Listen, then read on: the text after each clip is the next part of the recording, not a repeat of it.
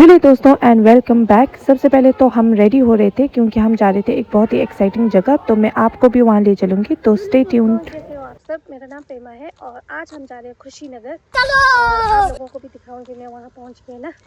बाकी ये चलो आगे, चलो जल्दी चलो। तो आने के नाल अंदर हमने खुशीनगर के लिए बस लिया, लेंगे बस एम्स से। एम्स के बाहर गेट नंबर 2 के बाहर से आएंगे बस। 1 hour later. तो फाइनली कुछ देर बस में ट्रैवल करने के बाद हम पहुँच गए थे खुशीनगर।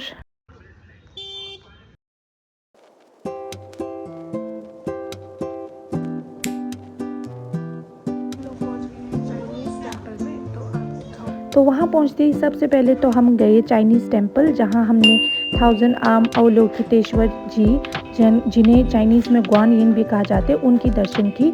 और इन्हें महायान में दया और करुणा के प्रतीक भी मानते हैं। और साथ में ये लाफिंग बुद्धा जी के स्टैचू भी था, जो कि बहुत ही ज़्यादा सुंदर था।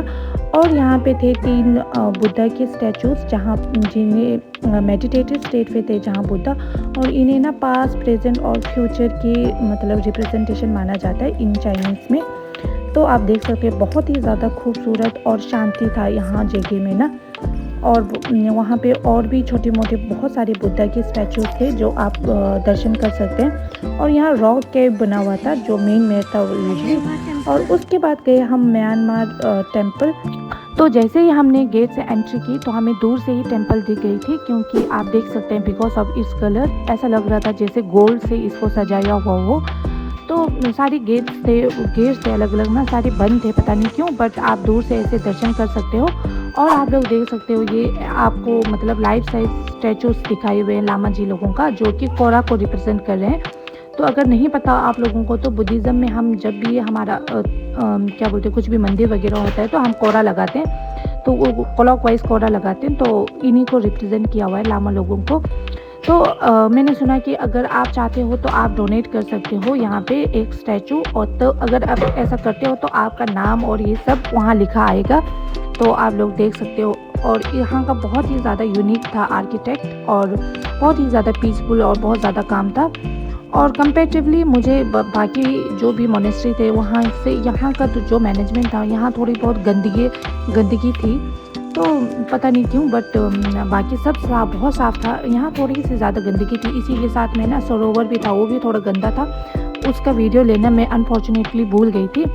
तो उसके बाद हम लोग चढ़ गए थे अपनी रिक्शा में, और तो फिर हम लोग निकल गए आगे की और वहीं पे एक भैया थे फूलों के साथ, तो हमने वहाँ से कुछ लोटस लिए और चले गए। तो आप देख सकते हैं ये जगह, ये सिर्फ एक जगह नहीं है, ये है रामबार स्तूपा। ये वो पवित्र जगह है जहाँ हज़ारों साल पहले ना महात्मा बुद्ध के अंतिम संस्कार किया गया था। और साथ में उन्होंने इस दुनिया को हमेशा के लिए अलविदा कहा और महापरिनिर्वाणा के अनंत शांति में लीन हो गए। यहाँ की मिट्टी में आज भी एक अजीब सी सुकून और हल्की सी उदासी महसूस होती है, क्योंकि ये जगह हमें याद दिलाती है कि जो हमें प्रकाश देने वाली सूरज था वो यहाँ अस्त हुआ था बस। और फिर हमने वहाँ अच्छे से दर्शन किया, थोड़ी सी पूजा की, और फिर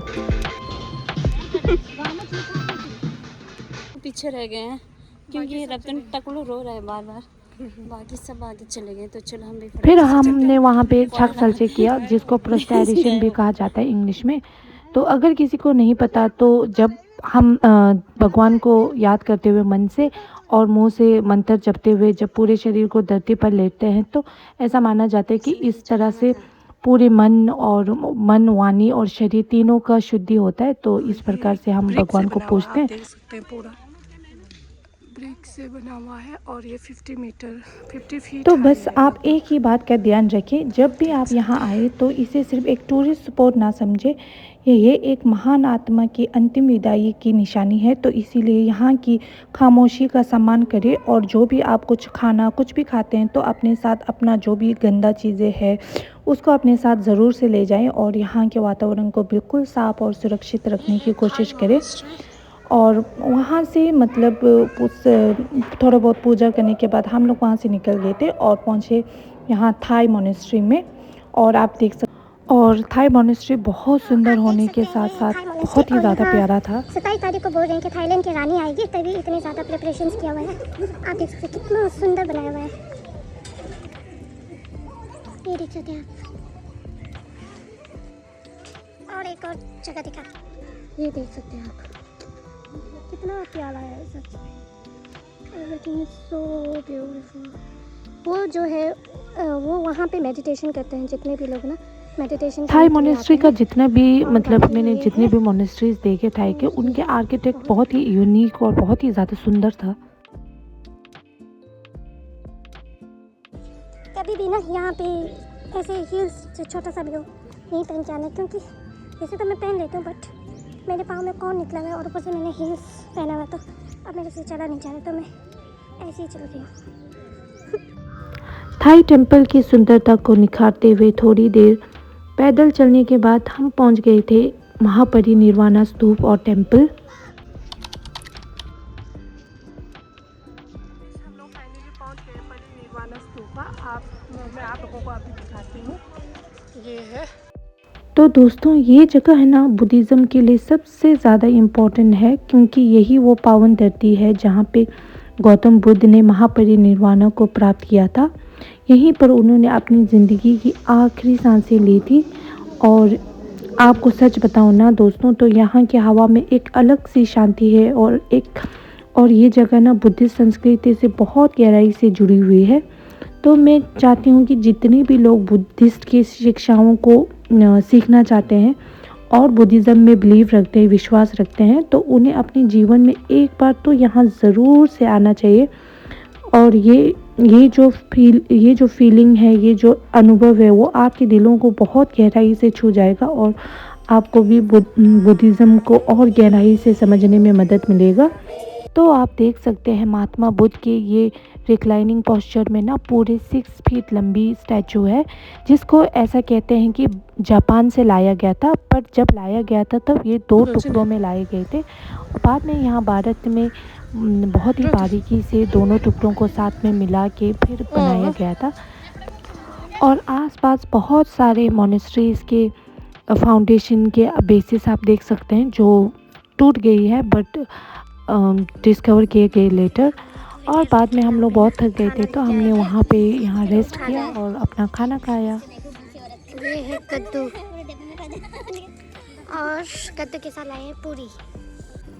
अब हम लोग जा रहे हैं वापस, क्योंकि अब हमने मतलब दर्शन कर लिया और खाना भी खा लिया। अब जाएंगे आगे, देखते हैं अब क्या है हमारा आगे का trip. Last but not the least हम गए मथाकोर श्राइन, जहाँ पे हमने दर्शन किए गौतम बुद्ध के अर्थ टचिंग मुद्रा वाली प्रतिमा का। इसमें वो अर्थ को साक्षी मानकर लोगों के सामने अपनी ज्ञान और अपनी विद्या का सत्य को दर्शाते हैं। और आप देख सकते हैं ये पूरा जो मूर्ति है वो एक ही स्टोन से बनी हुई है, ब्लू स्टोन से, जो कि गया से लाया गया था यहाँ खुशीनगर में, बट इसमें गोल्डन उन्होंने पेंट किया हुआ है।